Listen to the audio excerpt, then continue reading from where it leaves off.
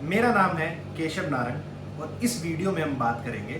Yes bank को लेकर। दोस्तों, हाल ही में आपने देखा होगा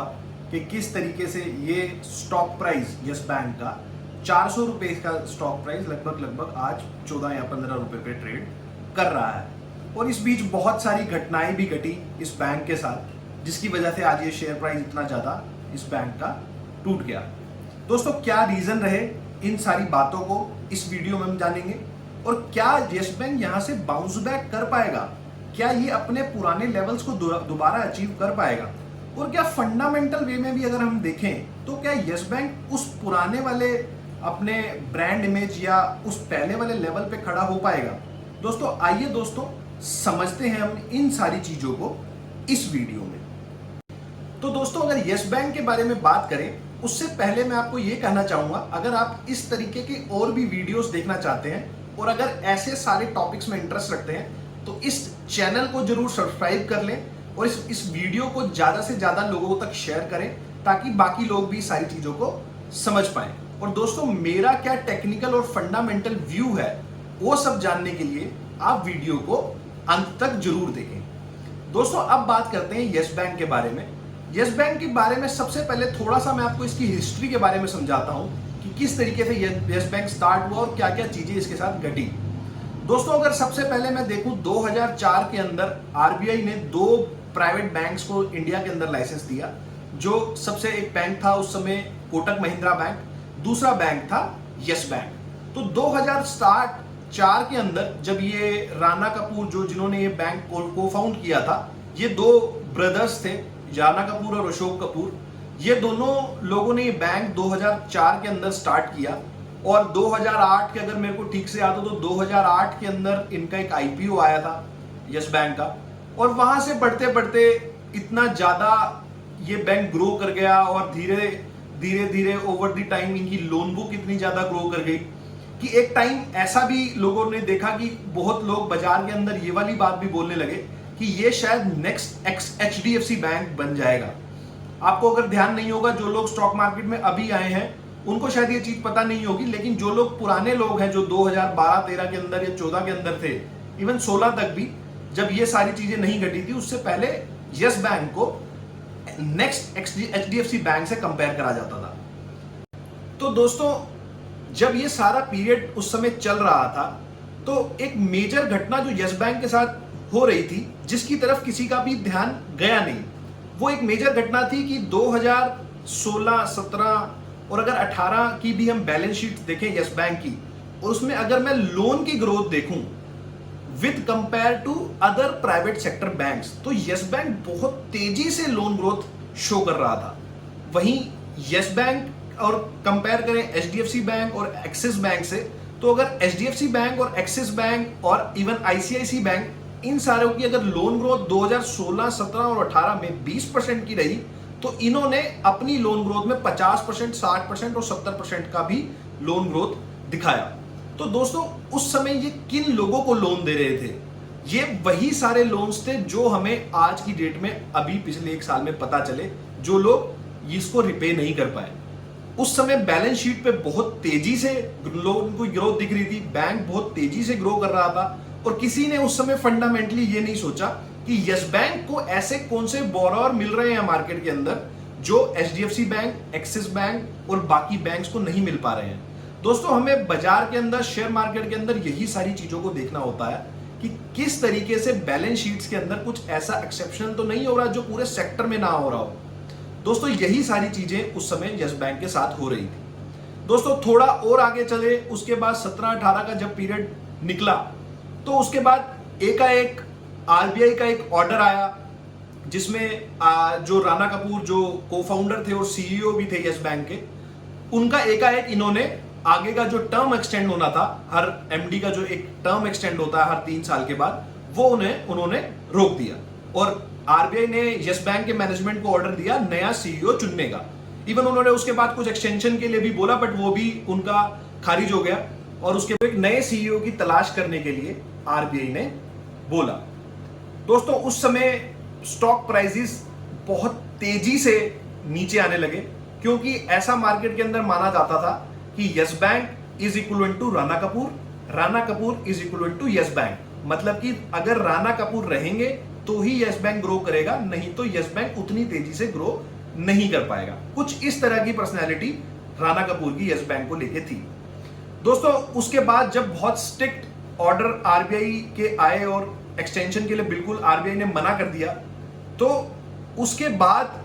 नए सीईओ जो आए वो आए रवनीत गिल, और स्टॉक प्राइस हम देखें तो 400 रुपए का स्टॉक उस समय कुछ 200-250 रुपए के आसपास ट्रेड कर रहा था। और उस समय भी अभी किसी को मार्केट में ये चीज का बिल्कुल भी अंदेशा नहीं था कि इनके बैड लोन्स और जो इन्होंने लोन पिछले 5-6 सालों में जो भी जितने लोन मार्केट के अंदर दिए हैं वो इस तरीके से हो जाएंगे। दोस्तों उसके बाद नए सीईओ आने के बाद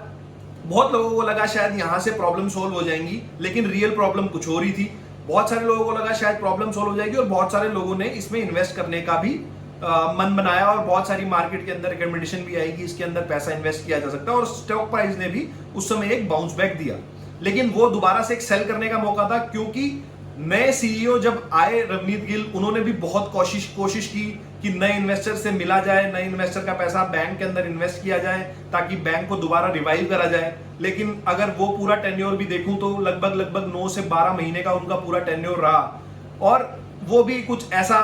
सस्टेनेबल इन्वेस्टर यस बैंक के अंदर नहीं ला पाए। बहुत सारी अफवाहें उड़ी इस बीच में कि कभी $1 बिलियन आने वाला है, कभी $2 बिलियन आने वाला है, कभी कोई फॉरेन इन्वेस्टर इन्वेस्ट कर रहा है, कभी वो इन्वेस्टर इन्वेस्ट कर रहा है, बट कुछ भी मेटरलाइज यस बैंक से नहीं हुआ।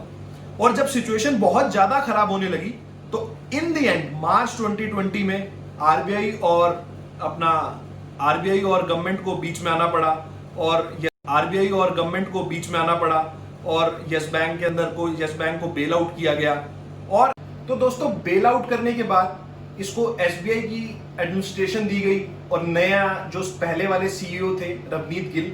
उनको अपने पोजीशन से हटा दिया गया, और प्रशांत कुमार जो अभी आज की डेट में यस बैंक के सीईओ हैं, पहले वो एसबीआई के सीएफओ रहे हैं, अब वो आज की डेट में यस बैंक के एडमिनिस्ट्रेटर भी थे उस टाइम पे, और उसके बाद आज की डेट में आज एमडी और सीईओ हैं यस बैंक के। दोस्तों ये तो थी आज मतलब मार्च और अप्रैल तक की पूरी स्टोरी, जो मैंने आपको यस बैंक के बारे में बताया कि किस तरीके से इस बैंक के साथ क्या क्या घटनाएं घटी और क्या क्या चीजें हुई। दोस्तों ये सब होने के बाद एसबीआई और कुछ और प्राइवेट सेक्टर बैंक जैसे HDFC bank, IDFC bank, federal bank, कुछ ये सारे बैंक्स ने भी कुछ थोड़ा पैसा इनके अंदर इन्वेस्ट किया, और यस बैंक को बेल आउट करके रिवाइव करने की कोशिश की गई। उस समय बहुत सारे लोग ये भी सोच रहे थे शायद ये बैंक मर्ज हो जाएगा। तो दोस्तों गवर्नमेंट ऑफ इंडिया ने इसको मर्ज नहीं होने दिया, और जो बेल आउट पैकेज उस समय लॉन्च हुआ यस बैंक को लेके, जो मार्केट में आया, उसके अंदर दोबारा से यस बैंक को रिवाइव करने के लिए ट्राई किया गया। दोस्तों उसके बाद नए सीईओ अपॉइंट हो गए, और यस बैंक एक दोबारा से एक नई स्टार्ट करने के लिए तैयार हो गया। दोस्तों अगर अब आज की डेट में हम देखें तो स्टॉक प्राइस कुछ 15 या 14 रुपए के आसपास, जैसे मैंने आपको बताया, चल रहा है, और इसने इस पूरे मतलब जो मैंने आपको हिस्ट्री बताई उसके दौरान लगभग 5 रुपए का लो भी बना रखा है। दोस्तों अब अगर यहां से मैं फ्यूचर को देखूं कि क्या हो सकता है यस बैंक को लेके, तो दोस्तों जैसा कि आपको पता है मेरी आदत का और मेरे व्यू का, मेरे हमेशा 2 तरह के व्यूज होते हैं, एक फंडामेंटल व्यू होता है और एक टेक्निकल व्यू होता है, और इन दोनों चीजों को देखते हुए मैं कोई ना कोई अपना एक टोटल व्यू बनाता हूं या एक व्यू बनाता हूं स्टॉक को लेके। दोस्तों यहां मैं आपको इस स्टॉक को ना बाय और सेल करने की किसी भी तरीके की कोई रिकमेंडेशन नहीं दे रहा हूं। अगर आप ऐसा कुछ बाय या सेल करना चाहते हैं यस बैंक के अंदर, तो अपने फाइनेंशियल एडवाइजर से जरूर सलाह लें। मैं आपको एक अपना, आप मान लीजिए, व्यू बता रहा हूं यस बैंक को लेके, मेरी आपको यहां पे किसी तरह की कोई रिकमेंडेशन नहीं है। दोस्तों आइए बात करते हैं सबसे पहले यस बैंक के फंडामेंटल व्यू। तो दोस्तों अगर यस बैंक, आज की डेट में मैं यस बैंक के फंडामेंटल्स को देखूं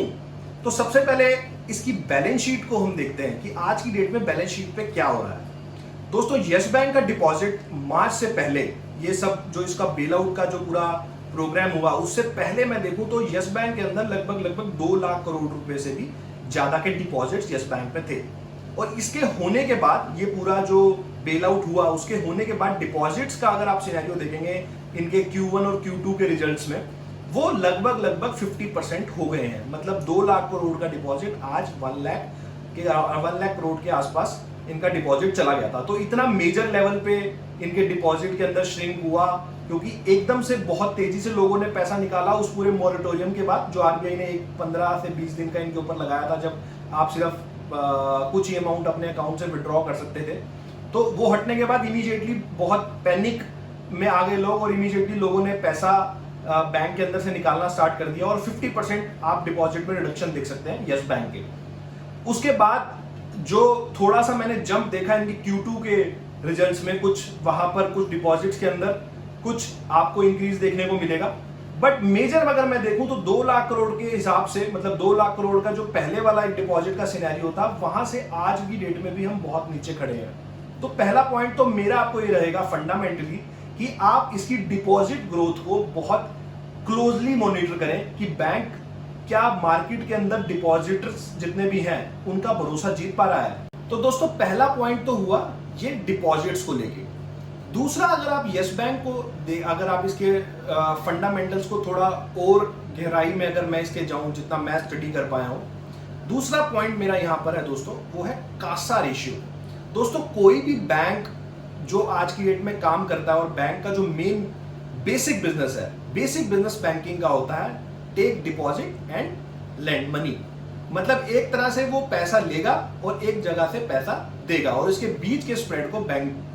वो अपना एज ए नेट प्रॉफिट रखता है। तो दोस्तों जो कासा रेशियो है, जो एक सस्ता डिपॉजिट जिसको मैं बोलता हूं, जिसमें एक बैंक का अगर आप किसी भी सेविंग अकाउंट जो होता है, करंट अकाउंट में किसी भी तरीके का कोई भी ब्याज बैंक को नहीं देना होता और सेविंग अकाउंट के अंदर उसको बहुत मिनिमम 3.5 या 4%, और आज की डेट में अगर हम बात करें तो 3% 2.5% तक भी रेट ऑफ इंटरेस्ट चले गए हैं। तो वो एक बहुत सस्ता डिपॉजिट होता है किसी भी बैंक के लिए।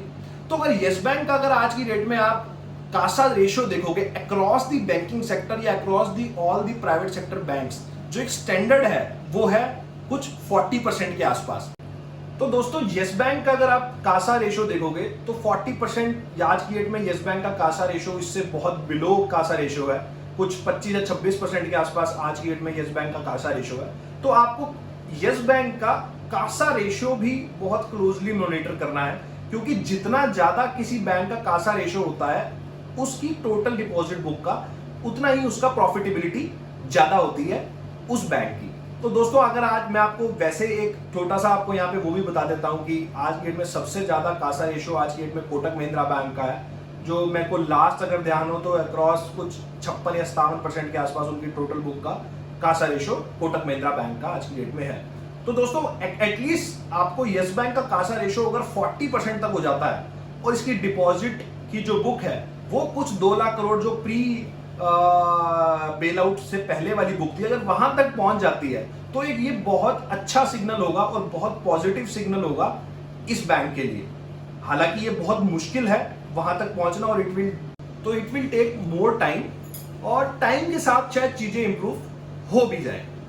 दोस्तों इसके बारे में ये जैसे मैंने आपको बताया कासा रेशियो हो गया, अपना डिपॉजिट बुक का, अपना जो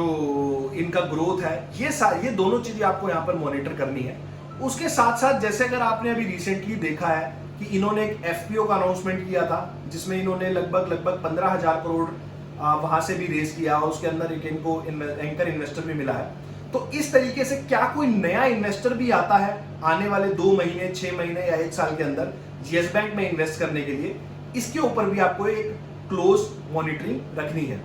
तो दोस्तों ये तो था एक मेरा फंडामेंटल व्यू जो मैंने आपको थोड़ा क्रिस्प तरीके से बताया कि किस तरीके से आप यस बैंक के ऊपर एक फंडामेंटल अपना व्यू रख सकते हैं। जब तक ये सारी चीजें इस बैंक के अंदर इंप्रूव नहीं हो जाती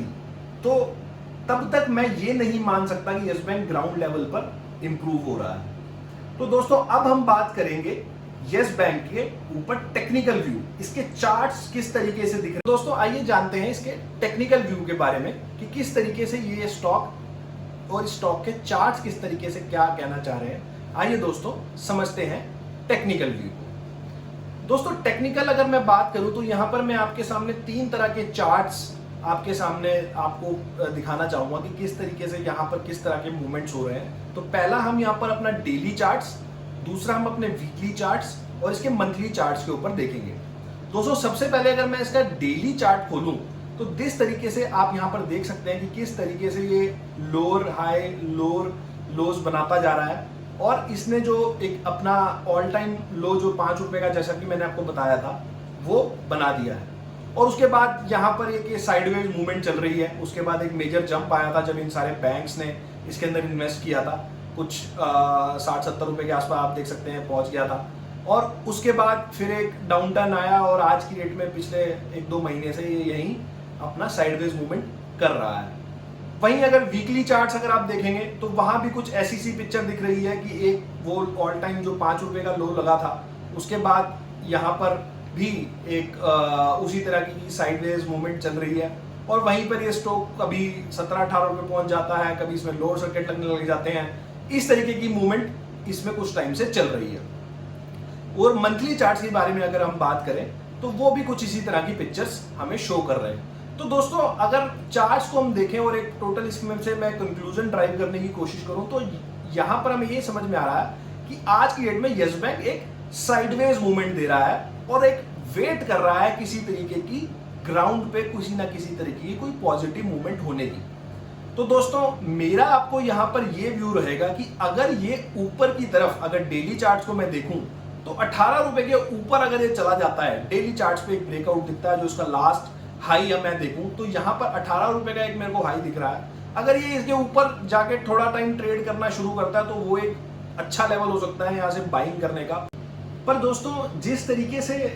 यस बैंक का स्टॉक इतने लोअर लेवल्स पे आज की डेट में ट्रेड कर रहा है, तो मैं आपको यहाँ पर बिल्कुल भी रेकमेंड नहीं करूंगा कि आप थोड़ा सा भी ब्रेकआउट होने पे स्टॉक को बाय करें। आप फंडामेंटल पहले देखें कि किस तरीके से फंडामेंटल में अगर इंप्रूवमेंट होता है, अगर इसके नेक्स्ट Q3 और Q4 के जो रिजल्ट्स आगे आने हैं, अगर उसमें डिपॉजिट में आपको ग्रोथ दिखती है तो ही आप कोई डिसीजन लें कि आपको इसको बाय करना है या सेल करना है। उसके बिहाफ पे ही आपको ये चार्ट्स में भी कुछ इंप्रूवमेंट दिखेंगे, नहीं तो ऐसे कुछ मेरे को नहीं लगता यहाँ से कुछ चार्ट्स में भी ऐसे कुछ खास इंप्रूवमेंट्स दिखने वाले हैं। और बहुत सारे लोग आज की डेट में ये भी मार्केट में बोल रहे हैं कि ये 15 रुपए का स्टॉक है, यहाँ से डाउनसाइड बहुत लिमिटेड है और यहाँ से अपसाइड होने में ये 200 रुपए का भी हो सकता है, 100 रुपए का भी हो सकता है। तो मेरा आपको ये रिकमेंडेशन रहेगा, आप ऐसे लोगों की सलाह को बिल्कुल मत माने, क्योंकि ऐसे बहुत सारे स्टॉक्स हैं जो पिछले 10 साल से 15 रुपए के थे या 20 रुपए के थे और आज भी 20 रुपए पे ही ट्रेड कर रहे हैं। तो ऐसा सोचना कि हाँ 20 रुपए का स्टॉक की डाउनसाइड बहुत लिमिटेड है और अपसाइड बहुत बड़ी है, ऐसा बिल्कुल भी नहीं होता है। जब तक किसी कंपनी के फंडामेंटल्स ठीक नहीं होते, जब तक किसी कंपनी के टेक्निकल चार्ट्स पे जब तक चीजें नहीं दिखने लगती, तब तक वो स्टॉक ऊपर नहीं जाएगा। तो आपको ये चीज यहां पर ध्यान रखनी है। तो दोस्तों अब आप समझ गए होंगे कि किस तरीके से यस बैंक में आप आज की डेट में आप अपना एक व्यू बना सकते हैं। अगर आपको मेरा व्यू अच्छा लगा और आप इस पे और आगे काम करेंगे तो आपको समय समय पे भी और व्यूज आपको देखने लगेंगे यस बैंक के किस तरीके से काम हो रहा है। और आप इन चीजों को भी आप जान गए हैं, आप इस चीजों को समझ गए हैं, तो इन चीजों को अपने दिमाग में समझ के आगे इन सारी चीजों को भी ध्यान रखना है। तो दोस्तों ये वीडियो को हम यहीं समाप्त करेंगे और इस तरह के और भी वीडियोस अगर आप देखना चाहते हैं, हमारा जो पूरा चैनल है पूरा फाइनेंशियल इंडस्ट्री पे पूरा चैनल है, तो आप इस वीडियो को जरूर लाइक कर लें और इस चैनल को जरूर सब्सक्राइब कर लें, ताकि आप इस तरीके के और भी वीडियोस आपके पास टाइमली पहुंचते रहें। और उसके लिए आपको बेल आइकन को भी प्रेस कर लेना है। अब दोस्तों हम मिलेंगे अगले वीडियो में। बाय बाय दोस्तों।